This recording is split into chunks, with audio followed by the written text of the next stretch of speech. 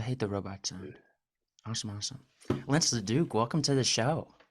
Thank you very much. What's the show called?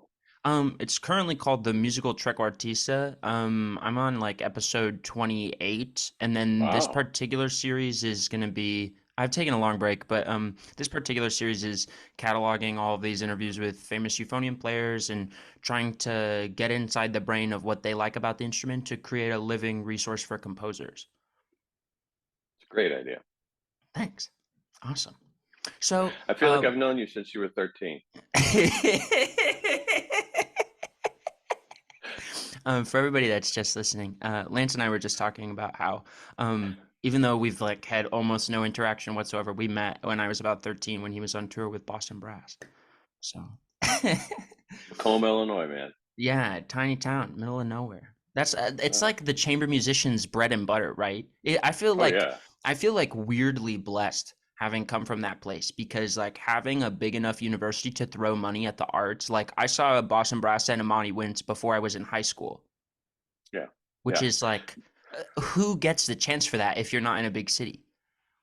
It's pretty cool. And there's a great organization called Allied Concert Series that hosts hundreds of concerts every year, maybe thousand, I don't know, throughout the Midwest. And they book you for the bread is pretty good, but they just book you for a bajillion shows in a row. So you end up getting to try out the program a ton. The band gets really good by the end of it, or they get really sick of each other, or both.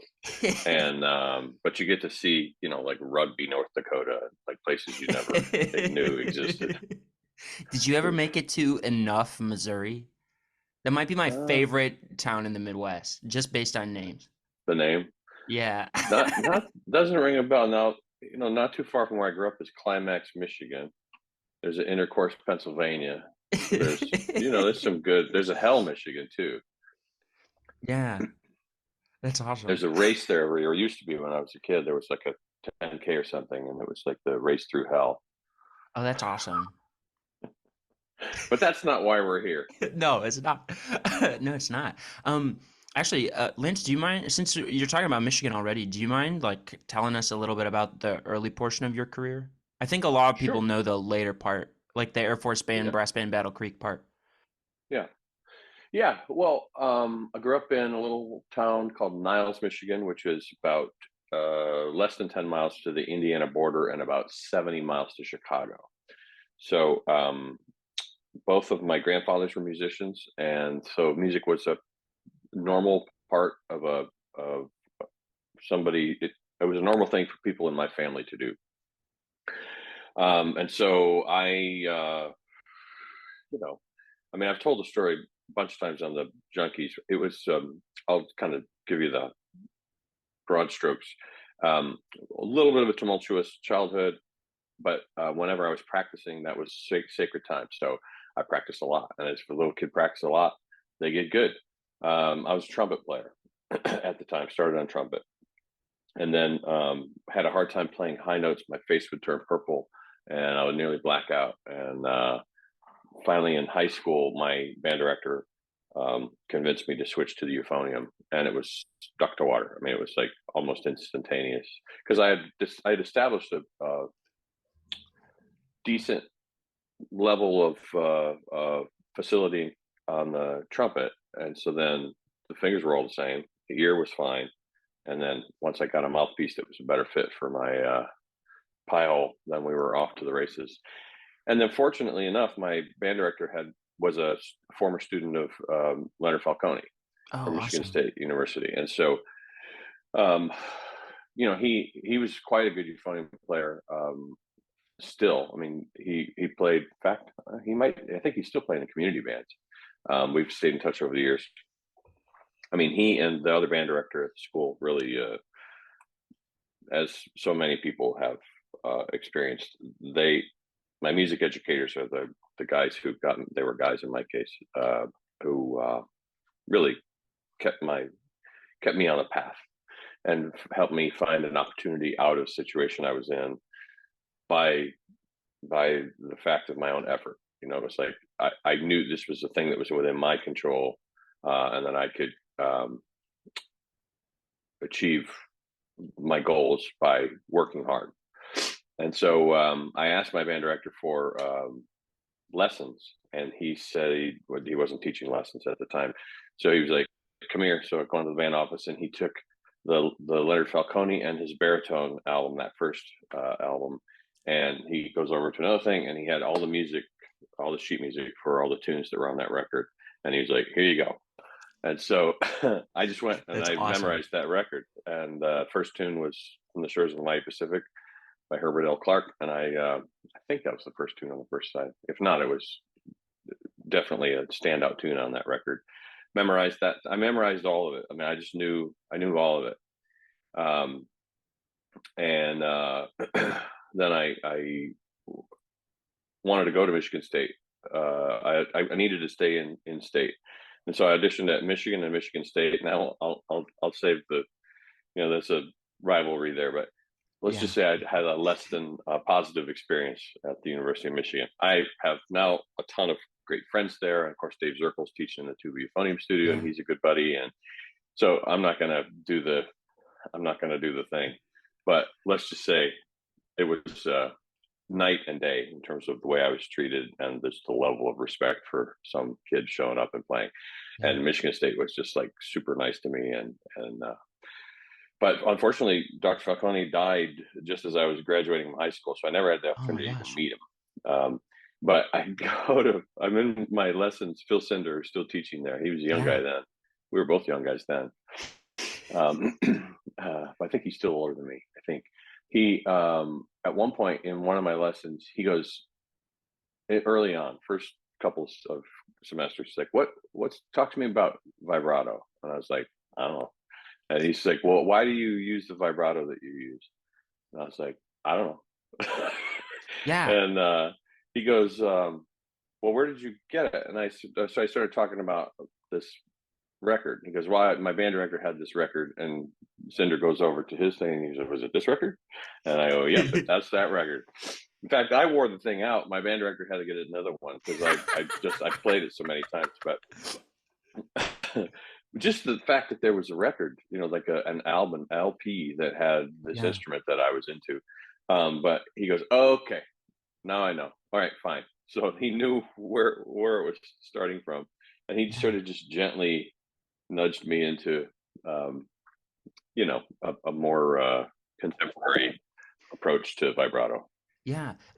So this is making me think of something. How important do you think it is that, like, do you think it's more important for a student to have good recordings of their instrument early than a teacher really early? Because something that I found, I had the Brian Meixner Genesis album before Oh I yeah, had my first euphonium. Like, I found out I was playing euphonium, and he said, "Here, son, you need this. He's from your hometown." It was nuts. And so like I had this like North Texas Wilson euphonium sound in my head before I right, ever had a horn. right. Is it more important?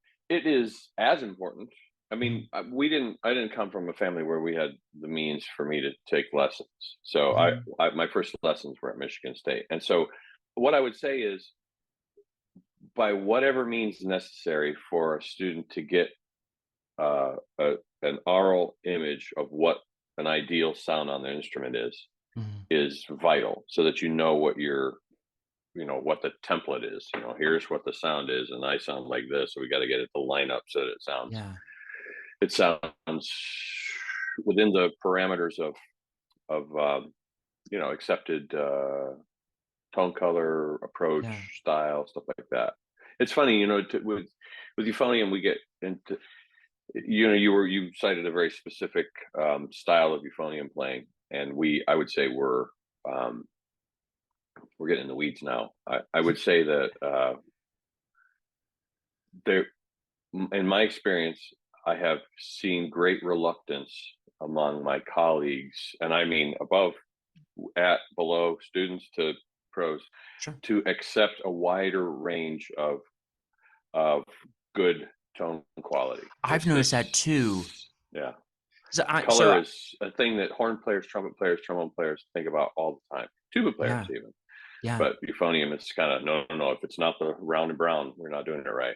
Yeah, I mean, this is jumping ahead to a question I have for later. Do you think the current conservatory model encourages euphonium students to experiment enough? Because my opinion is kind of that it doesn't. I play in the contemporary improvised music ensemble here at Illinois, and like it has I have had to do things I never imagined I would have to do on the horn in order to just Hmm. fit inside the texture of that ensemble. Hmm. And we don't have any sheet music. Yeah, of course.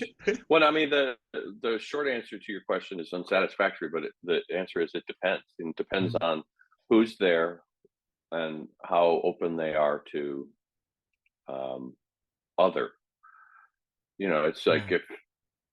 if you have someone who believes that there's one right way to do it, and it's either the Brian Bowman sound or the Stephen Mead sound or I don't know, you pick. I mean, those seem to Yeah. be kind of the two main schools that I'm Yeah. aware of now. Yeah. Um, There's a lot of people or start. I that mean, European sound and the yeah. maybe this is just me being a younger cat, but like there's a lot of people trying to sound like Demandre. Well, Yeah, of course, why well, you wouldn't they could do want worse. to? Yeah, exactly, exactly. And actually, there's a guy who isn't afraid to. He's got big ears. You know what I mean? Like, so if it calls for a little edge, then he's going to Yeah. give you the edge and unapologetically. Oh And so yeah. I'm really grateful that he is. I'm glad to hear that because I'm an old guy now, and so it's like I'm not Mm. really paying attention. Maybe I should be paying more attention, but um, uh, I'm really heartened that I just think Demondra's doing so much good for the instrument, and Oh he's my leading gosh, in a yeah. really interesting way. I've known Definitely. him since he was an undergrad. Whoa. Uh, it was pretty funny. I judged a thing at Indiana University of Pennsylvania. There was a quartet competition, the Colonial Tuba Quartet, Gary Bird and Marianne Craig and Greg Fitz and blanking on the fourth. Well, actually, I'm not sure Marianne was in that group. She played with that group from time to time. Anyway, there was this competition. It was a quartet competition, and Sotto Voce was at it, and they Oh, were awesome. all at Wisconsin together, and they came and they, of course, cleaned up. Oh, of They course they they did. just were so good. Yeah. Um, and but the one of the standout things that I remember was going to lunch, and then coming back from lunch and hearing "Sweet Child of Mine" for euphonium and tuba duo, like wafting through the air, and I'm like, "What is happening? Where is that coming? Am I having a stroke? What's going on?" And I find these guys, and they're just out in the courtyard. That's awesome. Yeah. It was kind of hilarious. I do think that jazzers, folks who play jazz with the euphonium or valve brass Mhm. instruments in our range, they, of course, I think, I don't know, of course, but they tend to play with a wider variety of Yeah, you have to. color. I think so. I mean, yeah, I think so. Yeah, I mean, I think about Sergio Carolino is somebody I know pretty well, and like, I mean, you want to talk about somebody who's got like a variety of tuba colors, like Yeah, holy cats. right. Yeah, yeah. Well, I mean, I don't know, just the homogeneity. Like, fine if you want, fine if you want to establish that this is, these are okay. Here's all the rules, and now everybody go break them in interesting ways that make Yeah, artistic sense. So fine that you should have that foundation, but then you should run, Forrest, run. You should be yeah, able to like, you should be able to experiment. I remember it was really interesting. One of the first players that really forced me into thinking about that was Matt Murchison. Got a degree with me at Carnegie Mellon a while back, oh and I yeah. remember he was playing something. I don't remember what it was, and I remember just sort of sitting there listening to him and sort of scratching my head because there was this sort of these two minds, and I was of two minds, which was this is not the norm in terms of euphonium, but it's right and Hmm. it's like really good. And I remember having a debate with him or just a conversation with him about what why are we doing it? Like, what is it? Because at some point, then it just becomes for us. Yeah, It's like if you don't sound like this particular studio, then you're not going to get into. the military band where everybody that's currently in there is from that same studio, and so Yeah. then it just propels this thing, which is Mhm. fine. And I understand you need to blend, and I get all that, but what are we losing along the way? And are we? Is it just so insular that we're not open to anybody having different ideas about what an acceptable sound is? And folks like Matt, who you mentioned, and Demondre for sure, and then Dados. I think Yeah. Fernando Dados, I think, is another example. I was fortunate enough to have him as a student as well, and just to hear the development. He, I mean, what did I do? Dados is fully baked. He showed up ready to rock and roll, and hopefully, I kind of helped guide and steer. It's a Mhm. really different experience teaching guys like that, Oh, totally. and because I don't mean I don't mean males. I mean Yeah. folks like Folks that, like that. because I've had incredibly advanced students where it's more about everybody knows all the fingerings to all the notes at that Yeah. point, and so then it's about who are you, what music means something to you, what do you want to play, what do you want to say with your instrument, Yeah. what repertoire is interesting to you, what mark do you want to leave on the world. And so with somebody like Datos, it's like, Yeah. You as a know, writer, as a player, as a teacher, as a person, he's just, I remember going to his last, well, he was widely recognized as the best musician in the school. It was just like he was, in fact, that's awesome. multiple of my colleagues would come up to me, that he's like way above, it's like he was just to say nothing about the institution. It's more Mhm. to say about Fernando's abilities. Oh, yeah. And so he goes to play this tune that he had written earlier in that year, and he's playing euphonium with his right hand and piano with his left hand. He's accompanying himself, and I'm like, okay, you know. But he took he took the music that he was aware of and grew up with and knew Yeah. from Brazilian music history, popular music, and other, and has made the euphonium his vehicle for expressing that idea, which I think is exactly right. Yeah.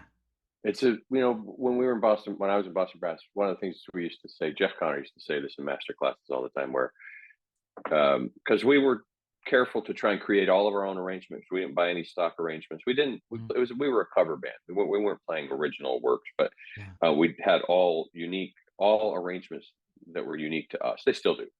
Yeah. And the quote was, that we wanted to encourage people to be producers of music, not merely consumers of music. And I Yeah. think we fall into that trap where it's like, here's the accepted repertoire, go learn all the repertoire, and then good luck. Yeah. Instead of, well, And that's one of the things I've always loved about Boston's show. It's like they'll come out and play a Bach cantata, and then they're like, mhm, we're gonna play Caravan." right, right. Well, yeah, I mean, and there's art to that, to figuring out the programming and to what story are you telling. Yeah. Um, how do you? I'm really. That's one of my favorite things to do is program shows, because Mhm. you're taking an audience on a journey, and Yeah. what do you want them? How do you want them to feel now? Do you bring them up? Do you take them down? Is it funny? Is it beautiful? Is it Yeah. shocking? Is it loud? Is it, what is it? I ran into that Um, problem this fall. I programmed Jakob Terveldu's piece "Grab It" for tenor saxophone on my recital, and like I had nothing to follow it with. But oh, the way the recital worked is I had to put it after intermission. And so I wanted to have enough space, not only for me to rest, because the piece is insane, but like to give the audience a place to decompress. So I followed it with John Cage's 433. there you go. Well, I was going to say, I was going to say something similar, but I wasn't going to say something that literal. But yeah, I mean, if they need to breathe, then you just let them sit in Yeah. the dark a little Yeah. while. Or you could throw, there's like 100 ways to get out of that artistic corner that you painted yourself into, Mhm. and that's what gets fun. Well, what if I Yeah. have someone? So what if, as soon as that's done, someone comes out and does a spoken word thing, or Yeah. there's a video, or someone comes out and dances to no music, or like a way Yeah. that you get a chop break, but to take an audience in a different direction, Yeah. is a really interesting process, I think. Yeah, I wish more people I don't thought know about where we recitals. started, but that's interesting. Yeah, I wish more people thought about recitals that way because Oh, so many yeah. people I know is just like, well, I need to do this standard piece and this standard piece and this standard piece. And to go back to your comment about like how awesome it was to have Fernando playing the music that he loved on his instrument. And I mean, like Hmm. I wasn't his teacher. I don't know if he cared about the standard rep or not. There's so many students I meet where they tell me like, Andrew, I don't know how you learned how to play fast because like I can't play fast and I hate the rep that teaches us how to play fast. I'm like, then find something that you I love know the that's rep. fast. Like I have a Right. friend who's Yeah. super into Latin jazz, and I was like, you don't need to find any. Like this is the easiest thing in the world. You just have to find a chart you like. Yeah. That's right. That's right. Yeah, and I think, I mean, some of this is at an institutional level where there are, um, uh, I don't know of any particular instances, so I'm not throwing anybody under the bus. Fortunately, at my institution, my students can play whatever I want them, whatever makes sense for them to play. Mhm. So there's not this must have four different periods represented, must an original major work for your blah blah blah blah blah blah. Like who's that? What's that for? You know, so Mhm. somebody can check off a box that says yes, Yeah. and then our accreditation is blah blah blah blah blah. But it doesn't. I don't.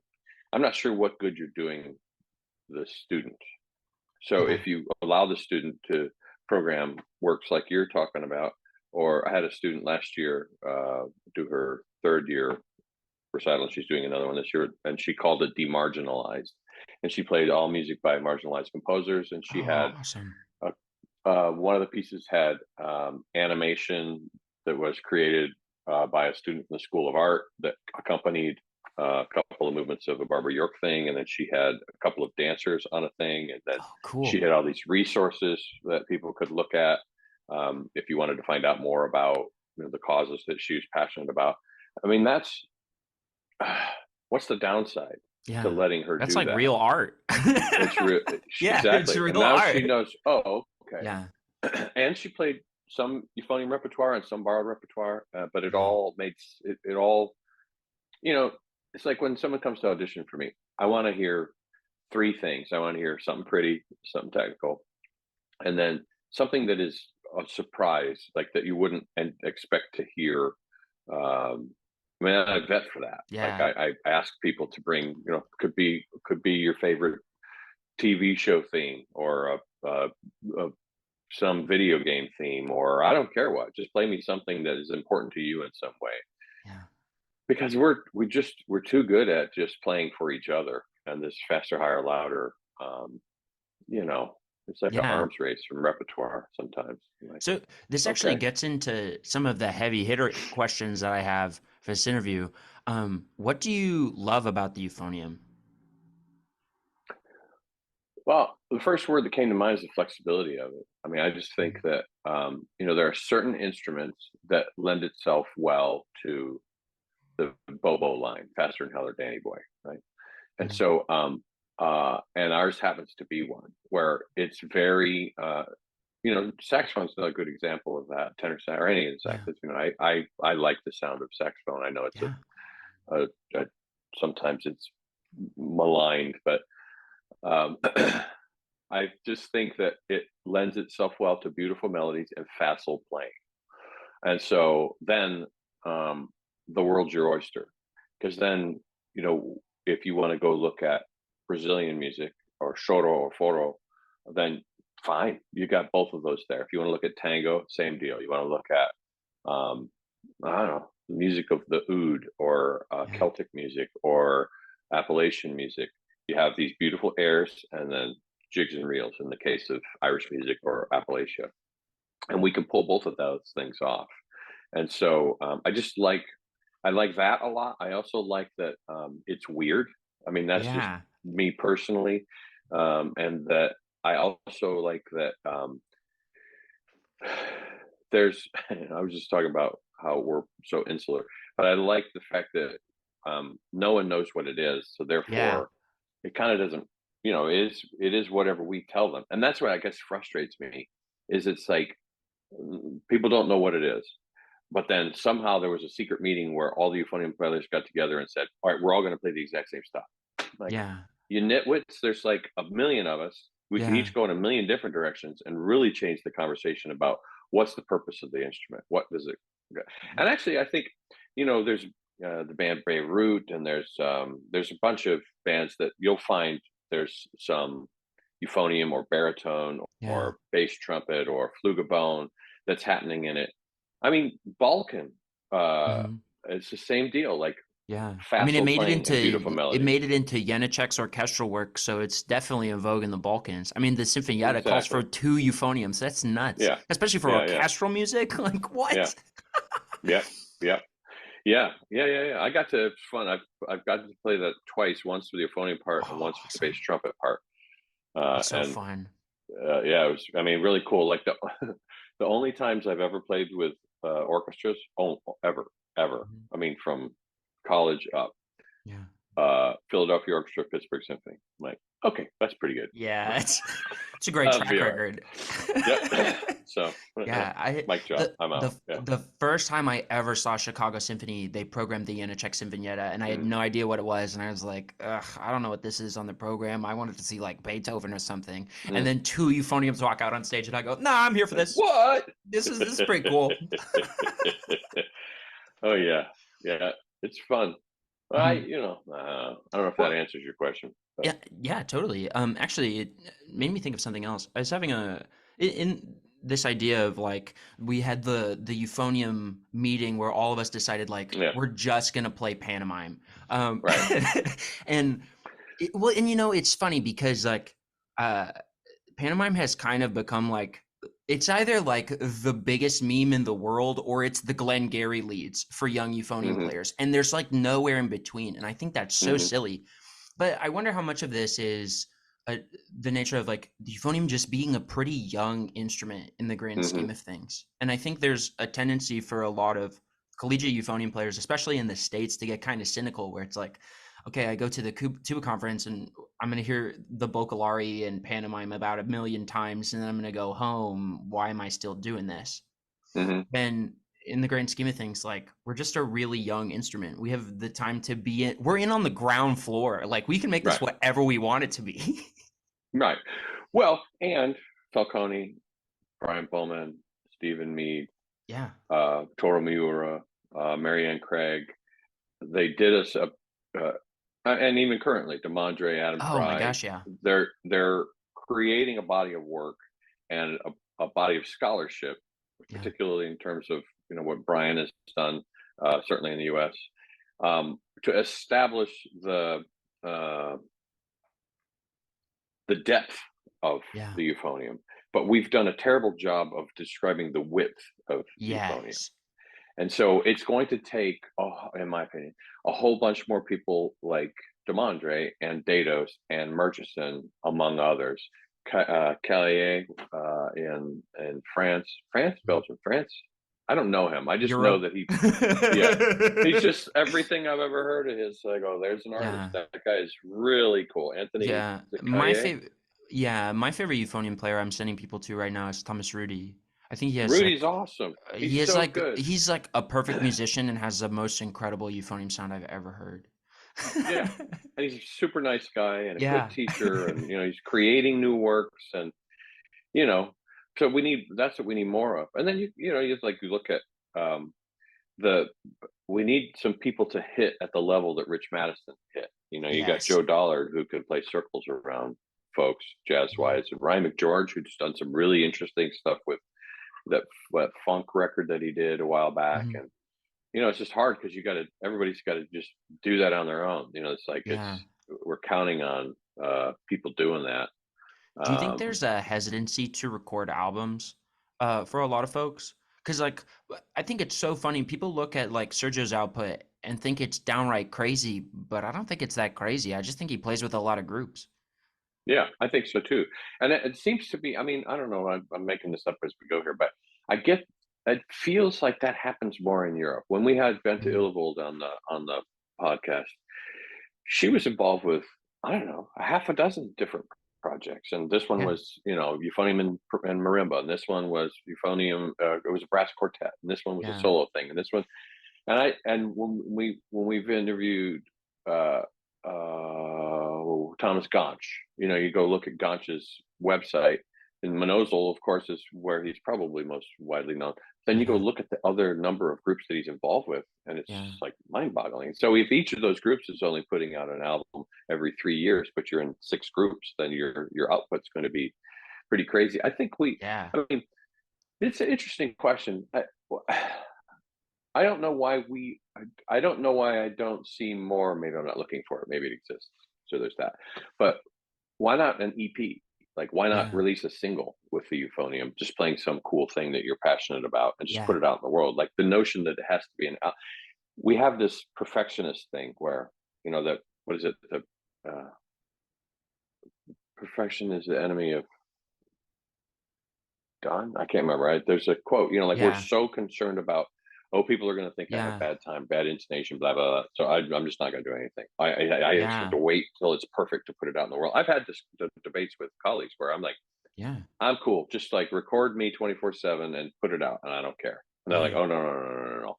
It has to be curated, has to be perfect, has to, because you're establishing it. And I, I guess I understand that, and it depends on what your day job is as a musician. But for me, I'm assuming that if you are into it and you stay in it, Yeah. then you want the warts and all. Like at Yeah. this point, you want to see what did here's this thing, but what took place to get there. Yeah. Can't be garbage, but the ah I uh, I was at a summer festival that Brandon Jones was teaching at uh 2 years ago, and one of the things I came away with from the conference is even when he's making like the most caricaturish, awful euphonium sound, it sounds incredible. Like when he's yeah. even when he's doing it on purpose, Hmm. it's nuts. And that's the thing I think we lose is this idea of like, wow, even when they sound bad, it's incredible. But the Yeah. only way you Is there get a there depth is to it? Is like there a yeah, meaningful? and that's the acceptance of like this the like warts and all kind of mentality. And well, and is Art and Fear a book you've read? Oh yeah, I love that Yeah, book. it reminds me of the project they did with that, or the study they did with that ceramics class, where they had the Hmm. kids just like half the class was graded on the weight of the amount of ceramics they Right. made over the year, and then Yeah. everybody else was like how high quality is the pot, and then like all but one of the award-winning pots at the end of the year were from the quantity section. That's, Yeah. I mean, because That's how it works. yeah, Listen to the first 10 Brass Junkies episodes. They're terrible. Listen to the first 10 of anything of anybody's, and they're yeah, terrible. Well, maybe not 10, maybe 8, maybe 12, maybe yeah, 20, but you've got to get the terrible ones out. yeah. And Well, so, and because I you get better at recording, okay, then the mic was in the wrong place, but you just put it out. You don't go yeah. backwards. You just put it into the next one. Yeah. Well, and it's funny that you say it's terrible because I remember right after Ryan Anthony passed away, y'all sent a reminder out to listen to episode 1, and I went and did that. And one of the things I found was I don't think the quality of the podcast changes that much. And what I mean by that is I think from episode 1 it's incredibly heartfelt, and that's what makes it Mm, endearing and makes it a high quality podcast, even if you've got to that's figure interesting. out where to put the mics and stuff. Hmm. Because like if the interview's good, people will show up for it, even if Yeah. like the tech of it can improve some. But like Yeah. improving the tech is easy. That is, it's much simpler to do that. Yeah. Well, I guess, and some of that's on my side of the eyeballs. We just didn't, we were newish to interviewing. It's like it felt we were very, I don't know, insecure is not the right word. We just knew we didn't kind of know what we were doing. Like Yeah. you get into a groove, and once you get kind of up on your feet, um, then it starts to take a life of its own. You got Yeah. to put it out in the world, I think, to find out, is there an audience for this? Is there a reaction to this? There's 500,000 people have listened to that show. It's Yeah. like that's that's mind-boggling to me because Yeah. it's about as niche as you can get. I mean, the Yeah, only thing more seriously. niche is if you had a podcast that was about like a deep dive into euphonium. Now that would be Yeah. niche. You mean what we're doing Nobody would right do that. now? Oh, that's right. So, but I mean, it's like what that I teach a couple. I teach a couple of music entrepreneurship classes at CMU, and we're in a marketing class right now. It's a business and music class in the fall and a marketing class every spring. And my point to the students is that, and I'll point to the Dopey podcast. Like, this is for famous brass players, and this people who listen to it are either aspirational or they're other pros or they're whatever. But 500,000 people listen to that thing, and it's like Mm, that means that whatever you want to go do, you just got to find the audience for it. yeah, It's the Kevin Kelly Thousand True Fans. There's a whole yeah, bunch of humans on the planet, and every year over year, more humans are coming onto into a world where they can have a device of some sort or another that beams stuff to them. yeah, And that number goes up every year, and the speed and quality of that goes up every year, which means the audience size or potential audience size goes up year after year. So if you're yeah. putting things out on a regular basis in a way to make it easy for people to find it, then you'll find out if there's a big enough audience to support whatever it is that you want to do. Yeah, it's so funny. I was when I was first talking about doing a podcast, I said I wanted to do long form interviews. My first interview was like 2.5, 3 hours, I think. That's long. Yeah, long, but it was so fun. I interviewed this percussionist that I had written a piece for, and he had recorded this music video, and we knew each other from undergrad, so we got to dive deep into like talking Hmm. about what's weird about music school and all that kind of stuff. But I remember somebody saying to me like, you know, people have time for that, and my response was, well, I mean, I used to fix tubas full time, and I would listen to every episode of Lex Friedman, and some of those are 4 or 5 hours long. Like, Yeah. people Tim make the Ferriss, time. Rich Roll, like Yeah, if you're into it, then you're into it. yeah. You just When have to find the people who are into it. I think there's something to be said about a long form podcast, kind of like the recital structure that we were talking about earlier. You really get to know somebody when you listen to them talk that much. Yeah, You get an understanding about what they're about and how they think, and I think that's really powerful. I do too. I do too. For the people that it's for. Yeah, To everybody else, it's like, what do you do? 3 hours you did that? yeah. But if you're in, like, if somebody was going to sit and talk to Elvis Costello about songwriting for 3 hours, Mhm. sign me up. I'll stay Yeah. up all night listening to that. Yeah, I Just think if it's for you, then the length of it doesn't really matter. yeah, I think I'd listen to just about anything Bill Burr put out. Like he could put out like an 8 hour video of him like making pumpkin bread or something, and I'd watch it. Hmm. Yeah, because he'd be hilarious while he was making Oh pumpkin my bread. gosh, It would yeah. just be because you want it's the sense of you're kind of hanging out with them. Yeah, Yeah. well, and everybody has that super specific short list of stuff that they're all in about. Yeah. And so you got to find that. You as a Mhm. creator have to, and the way you find them is that you put out stuff on a regular enough basis that it can start to catch. And then, like, I know I send stuff to former students, friends, family members all the time where I'll fall into a thing. I'm like, oh, this is perfect for my daughter. And I'll throw her, hey, this is a thing you're going to dig. Because you just have it can be if you can find the person or someone who's connected to the person because we all want to tell our closest friends and colleagues and family members here's something I think you're going to like, and so we but you also have to put things out on a regular enough basis that it's Yeah. not one comes out and then there's 6 months and then two go out and then there's you go to the website and check out our calendar and it was last Yeah. updated in 2017. It's like, okay, that's not good. Uh, I guess the question then is like, does the exception prove the rule? Because Dan Carlin's cleaned up with the I put 2 episodes out a year model, or is it because like the consistency is he puts out 2 episodes a year, and so people get this crazy weight of like, I can't wait for the new hardcore history to come out, and then he drops a 5 hour episode. I think yes to both. I mean, that's what he defines regular as. And then if Yeah. it's at a certain, like Mark Cohn is one of my favorite singer songwriters, and his output he's not prolific, Mhm. but he was fortunate enough to have a couple hits. Walking in Memphis being the Yeah. biggest one. But then it was like when I listened to the rest of that record, and then I listened to the everything else I could find. Then I'm like, okay, I'm ready. Yeah. Um, I'd say yes to both. I don't know, but it also is just good for you to be putting stuff out on a regular basis. Yeah. I'm tinkering with some things right now um, that it's like I'm at a different point where I kind of don't. I'm not in a building phase. Yeah. Yeah. I I was. always tell students there's like there's a cultivation phase and a curation phase, and Mhm. this wave goes back and forth where in your career you're like at some point you're like trying to grab anything that you can Yeah. that will throw up enough attention or money or whatever to let you live indoors and eat food. And then at some point you get overwhelmed and you're kind of not giving everything the attention that it should. So then you curate it. You go, okay, well, Yeah. I can let this part go and let that part go and dig deeper into here. And then maybe that project ends and then you're back to this area where you have to cultivate Yeah. more. But I'm kind of, I don't know, I'm in a different phase right now. Um, I don't even know how to quite describe it, but Yeah.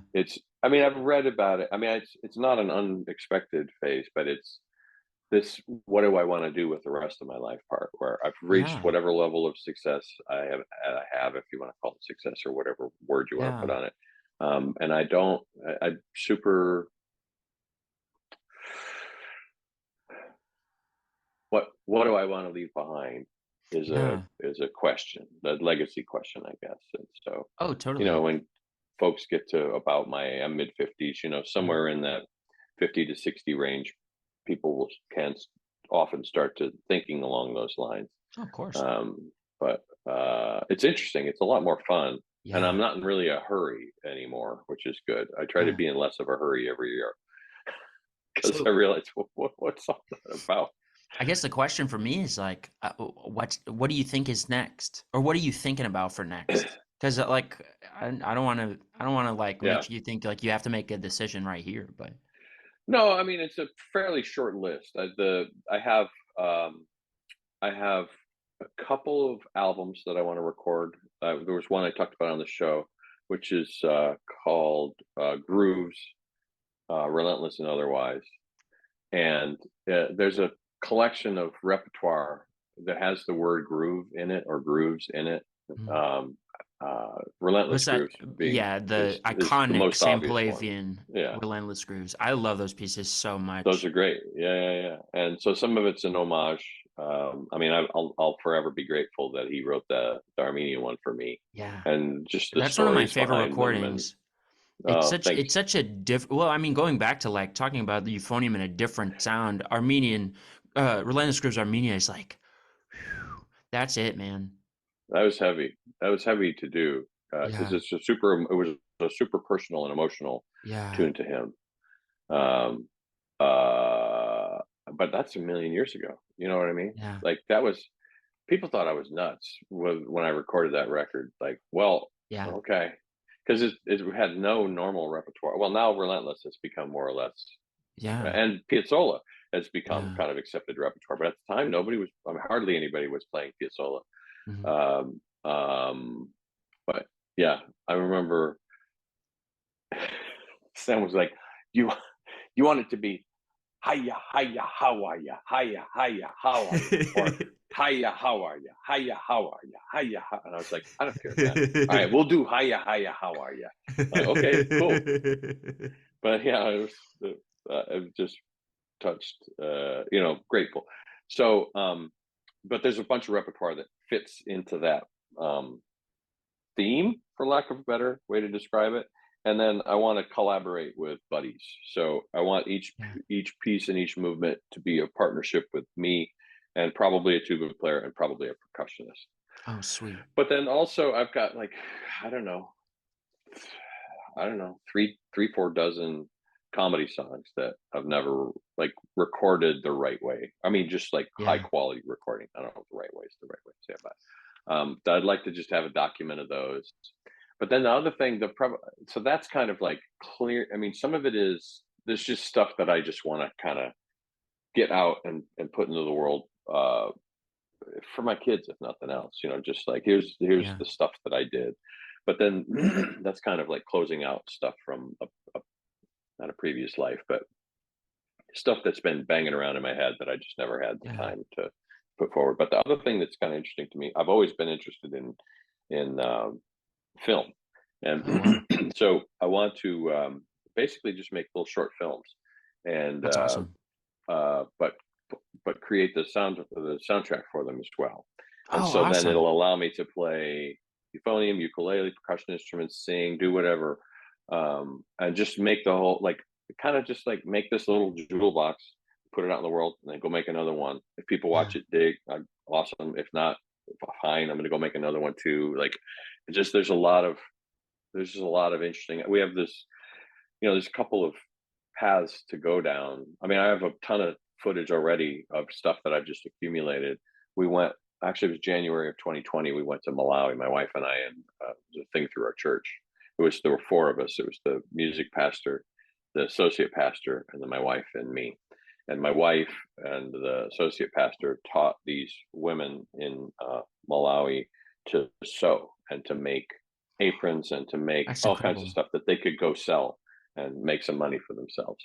Yeah. And then the music pastor and I taught the folks at this church to read Western style notation because they're incredibly Oh, musical and yeah. they sing all the time. And we were just trying to provide the Rosetta Stone for them to kind of Mm, broaden where it went. But anyway, I was shooting video constantly. So mm. I've got, I don't know, I mean, hours and hours and hours of stuff. And so That's incredible. there's some interesting stuff in there. And then on the complete opposite end of the spectrum, we have a miniature dachshund. And I don't know if you've been around miniature dachshunds, but they have big personalities, like Yeah, I do. big personality, small package.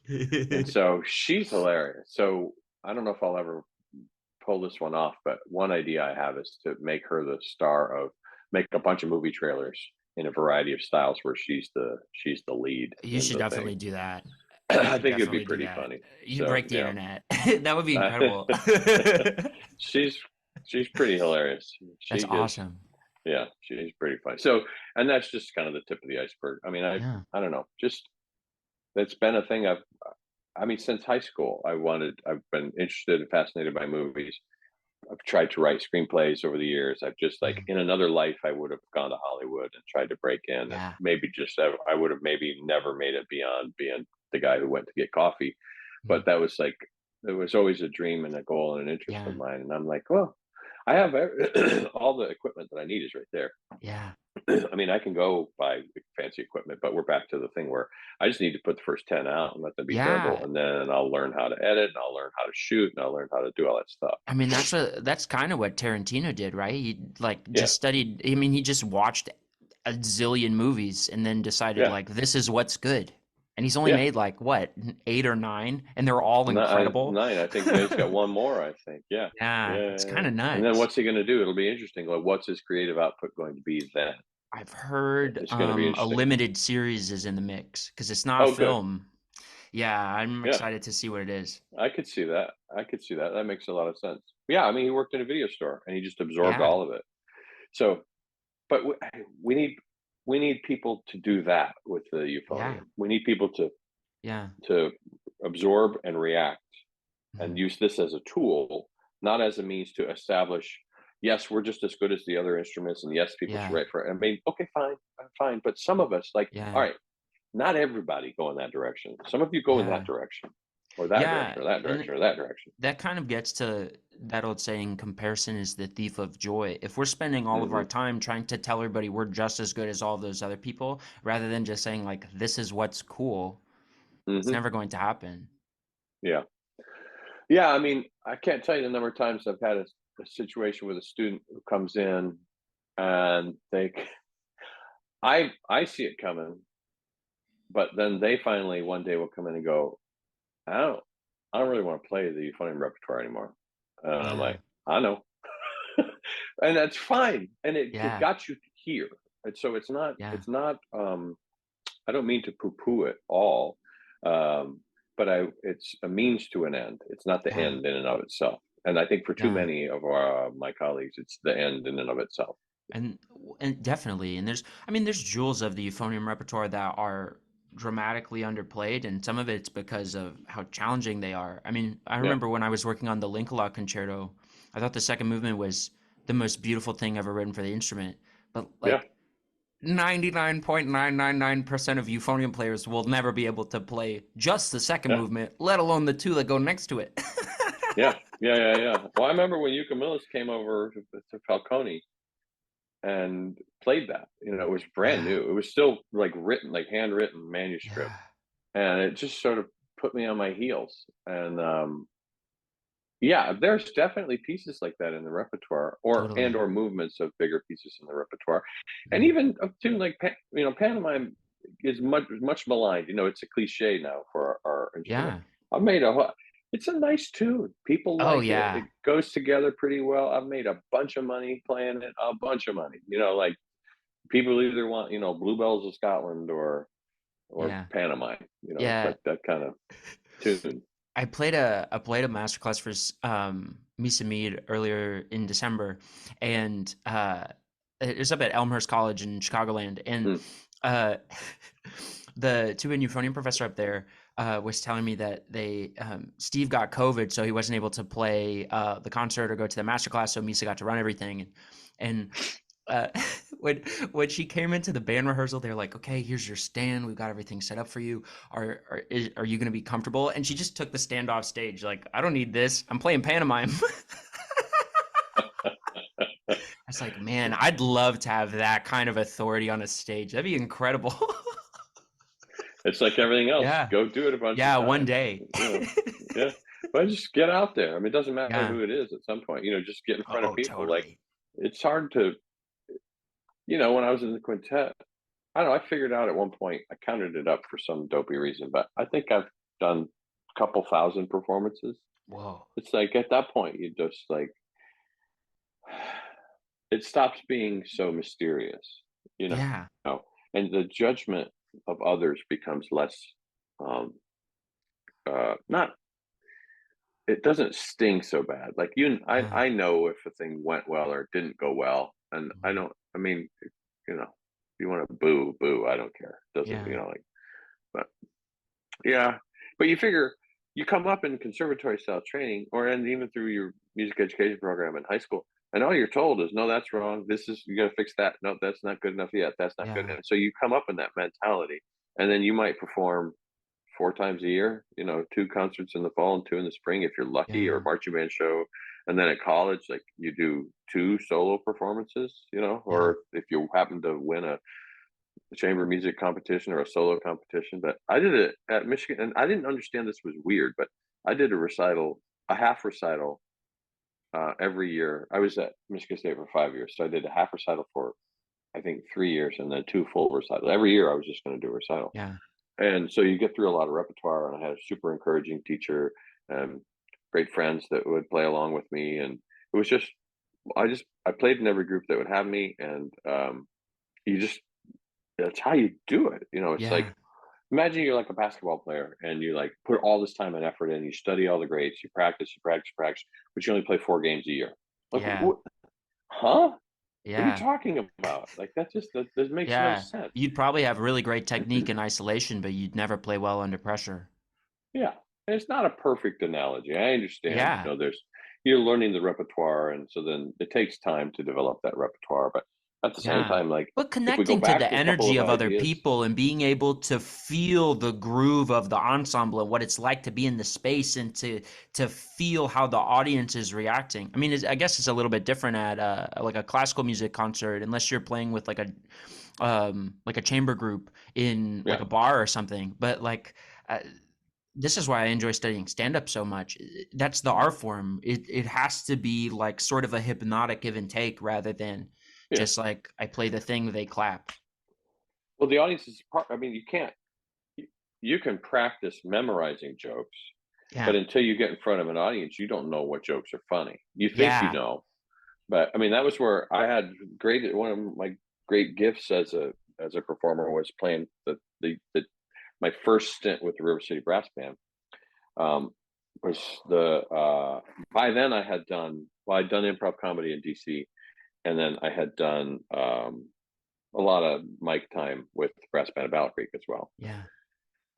Not just those two things, but I'd been in chamber groups and I was usually the microphone guy. And but then with River City Brass Band, it became I ended up kind of owning the first 3 to 5 minutes of the second half. I would just come out and do a bit, or it'd be like a little short set That's awesome. to set up the conductor, who's one of my best friends now. He then became my boss at Carnegie Mellon.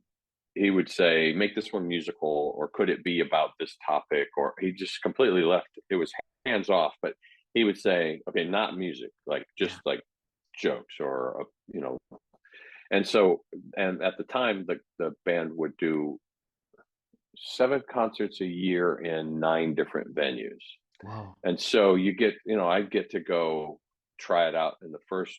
I lived a couple of hours away, 2.5 hour drive in. So then I would work the material and memorize the material, and then you have to put in front of an audience, Yeah. because just because you think it's funny, like you don't, you get one vote. There's way more of Yeah. them than you, and so then I would think, okay, I got these 5 jokes, and then that closer Yeah. is right there, and then on the Yeah. third joke it gets this huge laugh, and then I'm like, okay, there's the Yeah. closer. And then the next night, and so you can ignore that. I mean, I have another friend, I won't say who it is, who on the microphone, they're sure they're right, and they're sure that this is the funniest joke. And I'm Yeah. like, listen to the audience. They're not Yeah. digging that. They dig this one. Move that one there, or just stop.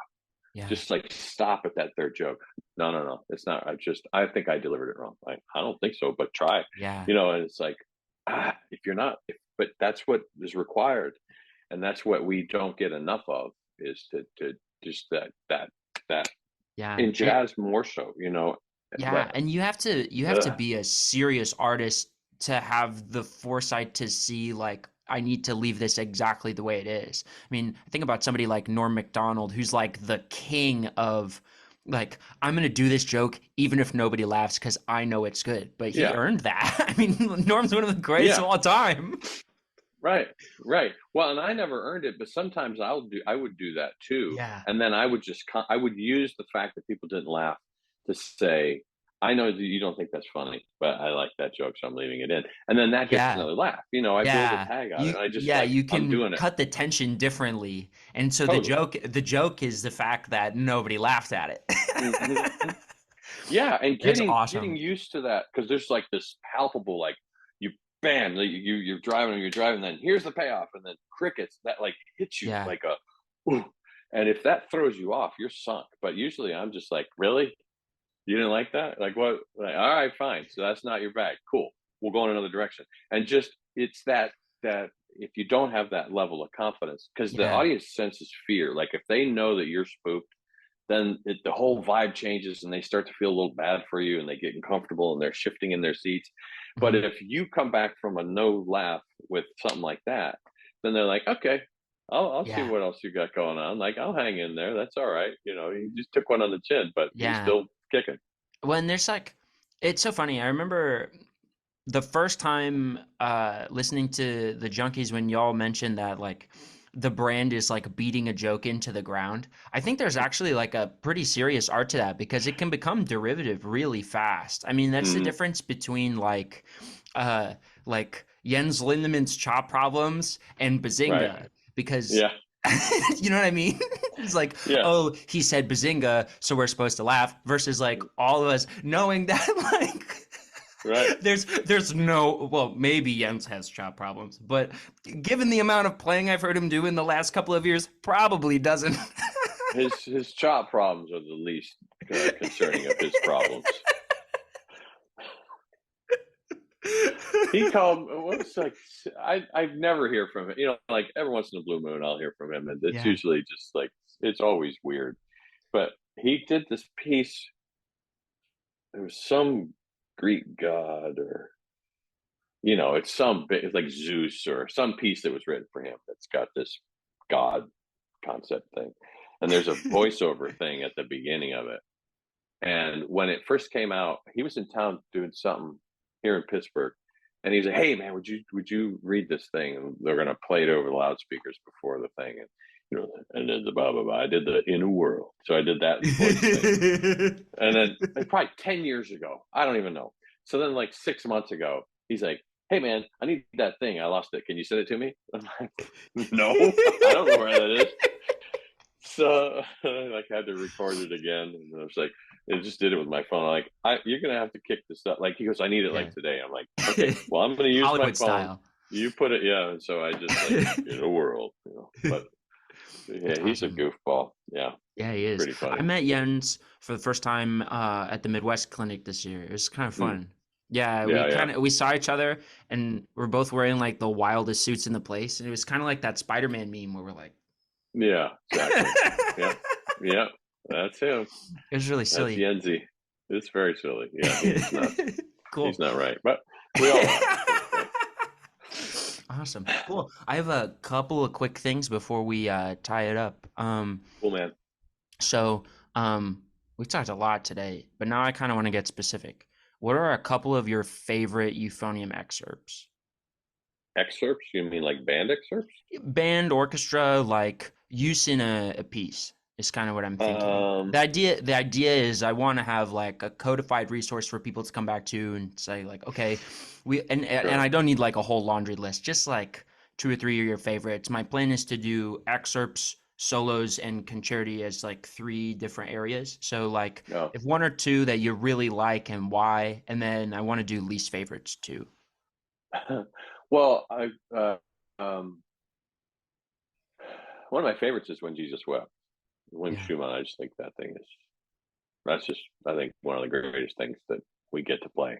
I Yeah. did a brass quintet arrangement of that with euphonium as the trombone voice. Actually, a trombone player did it at the premiere of it. Snare drum and brass quintet. Wow. Um, that just tears me up. I just love that thing.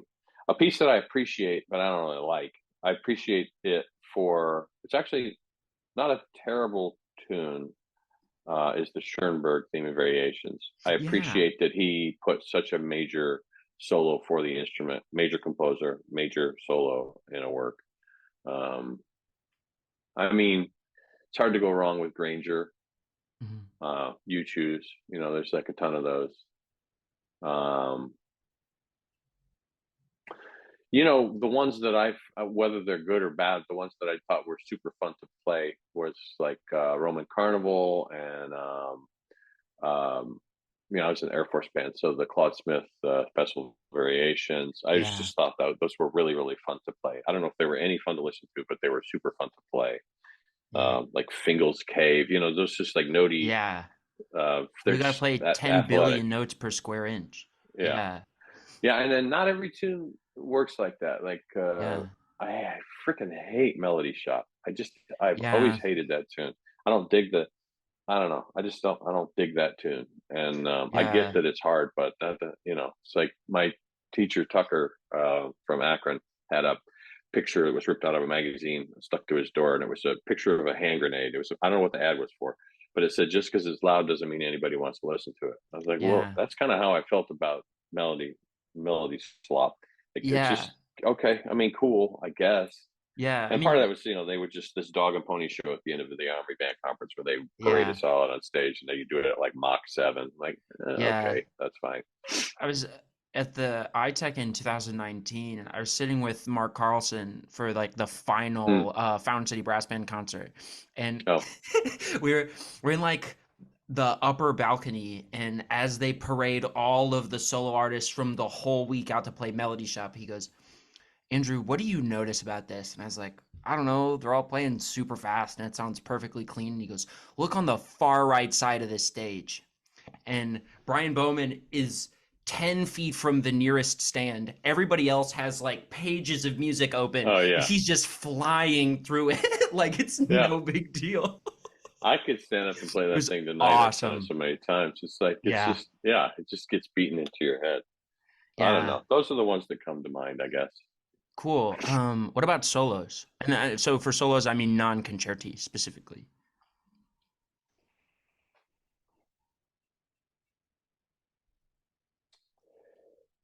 Um, well, I like Datos's tunes, Mm. and of course, I like Sam's tunes. The Relentless tunes, and I like See, I don't do that much of that. So I'm trying Yeah. to think of repertoire that, like, if someone said, "Hey, I need you to do a recital," what would you Mhm. do? Yeah, another one that's kind of fun to play is Allegro Spiritoso, which I've been playing since high school. Mhm. That was on the Falcone record. That's Mhm. just like a nice little closer or opener, and it's just everybody kind of digs it, and it falls nice on the instrument. Yeah. Um, I don't think I've actually played that chart. Can you name the composer too? Yeah, Senaille. It's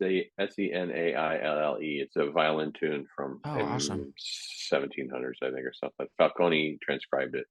Oh, awesome. Just 2 minutes. It's just a. Yeah.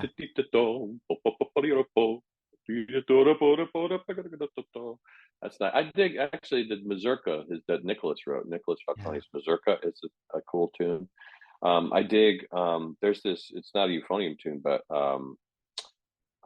Philip Glass wrote this piece called Orbit for cello, solo cello. That's really cool. I did it at the IET. Oh, I awesome. don't know whenever that was. So you have to do a little bit of goofing around with the double stops. There's ways to solve it. You can Yeah. arpeggiate and you can leave some of it out, but it's just a really nice tune. Yeah. Um, mm, this weird stuff, I mean, Yeah. one of my favorite pieces as well is the Adler, Hmm. the duo, the marimba thing.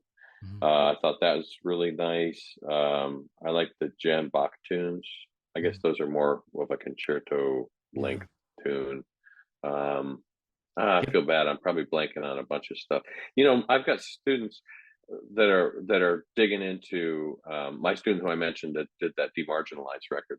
She's all about playing music by not white dudes, and so Hmm. we've done a deep dive into Barbara York stuff. There's not a dog in there, man. All of her stuff Yeah. is so good, I got to meet Barbara a and few Betsy times. Rahm too. It Her was really tunes special. really Yeah. cool. Yeah, That's awesome. so those are real nice. You know, Barfield. I guess Hmm. that's more a concerto thing. Hmm. Yeah, Yep. that's yeah. Do you I have get any you there. least favorites? Or like, I guess maybe not things you don't necessarily like, but like things that aren't like super ergonomic on the horn or are like that you found like didn't suit the instrument very well. Hmm. There's a bunch of repertoire when I came up. I won't name names, but it was all written in the same general period. Here's another tune I really like is the Donald White lyric suite. Cool. That's a really good piece, I think. I like Neil Horwell's four short narratives. There's some stuff in there too. And but anyway, it was a ton of um, it was stuff that was written in the late '70s through the mid '80s, mid to late '80s, and it's all super chromatic and it's very intellectual. And some of it laid well, and some of it didn't. And it was just sort of, fortunately, I don't think most people know these tunes anymore. But that was kind Yeah. of all we had to play in the '80s. Yeah. It's like that was it until the we had the British invasion came along and brought all these sort of tuneful things for us to play. Yeah. Um, but yeah, that stuff is yeah. I don't want to throw composers under the bus because I'm sure Yeah. and I think they served a purpose and they Oh, filled a totally. niche and a need at the time. But no one's singing along with these, and I don't. I bet that most of the tunes, like if I looked at my recital programs, I predict there's a bunch of those tunes that no one's playing anymore because it was Yeah. just like you know. Well, I wonder sometimes, like, I don't know. There's definitely no way we've talked about this. I have a pretty big career as a composer too. That's like what I'm applying for my doctorates for. I think I've written almost 150 pieces now. But like, one of the things I run into a lot is that, especially right now, when I'm commissioning young folks, they've only ever written on computer, and Hmm. so like the idea of like, well, what's reasonable for stamina? What's like Oh yeah. singable and listenable? What music is really grounded in the reality? It's really Hmm. funky, like trying to address that. I had the incredible privilege of having a number of lessons with David Maslanka during my bachelor's Oh, degree. that's cool. And one of the things he talked about all the time is like, you have to do some part of the process with just pen and paper. Mm. Like, I know it's cool to write on computer all the time, but like some part has to be like just pen and paper, or you're going to lose touch with the fact that you're pulling this from the universe with your hands. Yeah, yeah. The same goes with journaling, I think too. Oh, totally. You can do it here, but if you have a pen and paper and that's it, then Mhm. stuff happens. So different stuff happens. Yeah, and when I think there's some gravity, like deep encoded in our human DNA too, that like we've committed to writing this down, so therefore it's important. Because Hmm. that, I mean, like the developing language and literacy is so important to like the development of the human brain. I was talking, my sister is a musicologist, and she and I were Hmm. talking one time about how technically, if we wanted students to remember something best, the thing you could make a case for is that they should carve it in stone, because you really got to Well, commit. But who's it's got the true. time for that? Who's got the time? Yeah, that's going to be a long degree program. Yeah, imagine that thesis. I'm 62 years old. I'm still in Pope Gregory. Awesome. So let's move on to concerti.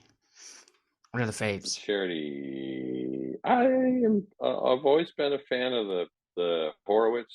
I just think that thing is great. Um,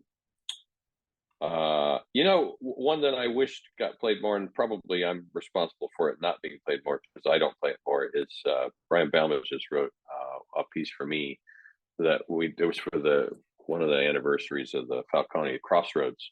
It's a two movement concerto, but it's really good. There's some interesting stuff in it and beautiful sounds and Yeah. cool like funk cadenza towards the end of Oh, it. awesome. Yeah, I've never even heard of Um, this. yeah, yeah, it doesn't get played enough, and I should try and help make that not be the case. Dados, is I actually, and I like melodic, tuneful stuff. So I like a Mhm. lot of those European and British tunes, those brass Yeah. bandy type things. I like those.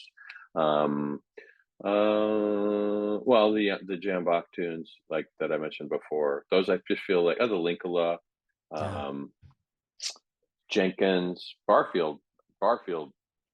Heck yeah. Barfield is You know what I awesome. think It's just we should so be like it's so taxing. Yeah. Oh, well, there's another one Yeah. actually that I mentioned that is the UFO. Like Yeah. I wouldn't say friends, but friendly with Johann, Mhm. and it's like that one, man.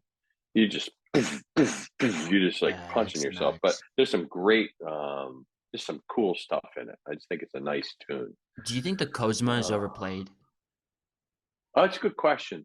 That's a great one though. I like it a lot. Yeah, I Is it played? I don't know. It's yeah, probably at I see. universities all over. Yeah, I mean, well, and it makes sense because the piece is so nuts. I mean, I didn't, Yeah.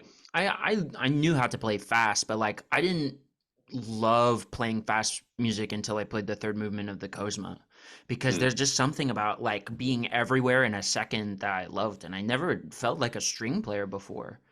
But it Mm-hmm. was funny. I was chatting with a friend of mine who plays bass primarily, and she's like, this is kind of nuts, but this doesn't sound like euphonium music. This is string music. And I was like, yeah, Mm-hmm. it's like Romanian violin music. Yeah. Yeah. But Yeah. that's what's Yeah. cool about it. Yeah. Yeah. That's right. Yeah. Yeah. I mean, I'm sure I'm leaving them on the table, but again, I just don't listen to much of that stuff. And my students either get to the point. Well, some grad students will come in wanting to play a lot of that, Mhm. but a lot of the undergrads, by the time they get to the point where they could play it, they've kind of moved in a different direction. Like Yeah. it's a nature nurture question. Do the students Mhm. do they come to me because they know that I'm going to lead them in weird ways, or do I Yeah. lead them in weird ways and they just don't end up playing some of that repertoire, but they'll do really interesting different things and combinations of things. Yeah. So I don't know, chicken egg, Yeah. we'll find. I guess a question that One tune that's in the standard repertoire that I cannot stand is the Gordon Jacob Fantasia. Freaking hate that tune. I don't get it at all. I don't understand. I don't find it in any way. It's just like if no one ever played it again, it'd be all right with me. And I know there's people like, oh my god, but just can't stand that tune. I had a friend give a presentation in a class this semester, and on like the career of and life of Gordon Jacob, and Oh, she opened the presentation with, "This guy wrote like 500 pieces, and I think only one of them is any good." I see. There's like what's the big band thing? I'm not sure. Shoot, I'm blanking on it. There's this big band tune that he wrote that that's pretty good. But there's a trombone quartet thing that's not awful, but Yeah. God Almighty, that's not my bag. Not my bag. Oh, God Almighty. Yeah. So, jumping back to the comment you made just a second ago, about how your students tend to be doing kind of a lot of atypical things by the time they're finished. Is it a goal of yours as a teacher to get your students to a point where you don't have to assign them anything anymore?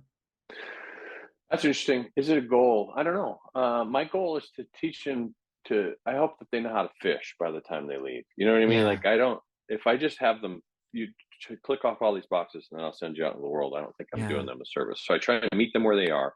I ask way more questions in lessons. I'm less, I'm not super prescriptive. Mm. And that drives some students up a wall.